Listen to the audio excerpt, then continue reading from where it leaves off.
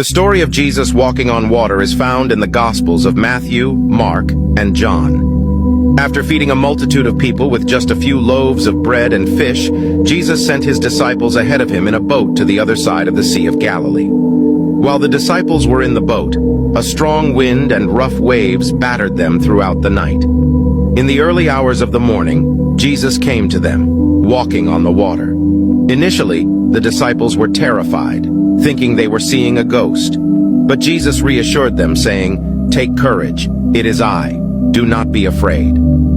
Peter, one of the disciples, responded, "Lord, if it's you, tell me to come to you on the water." Jesus invited Peter to come, and Peter stepped out of the boat and began walking on the water towards Jesus.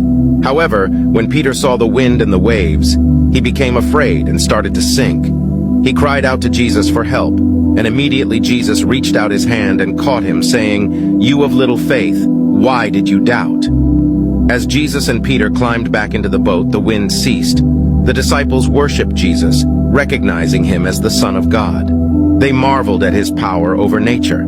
This story serves as a powerful reminder of Jesus' authority and divinity.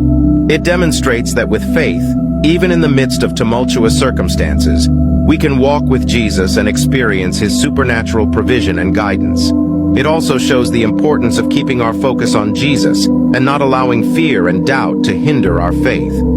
The story of Jesus walking on water encourages us to trust in him, even when faced with seemingly impossible situations. It reminds us that Jesus is with us in the storms of life and invites us to step out in faith, knowing that he will always be there to catch us when we falter.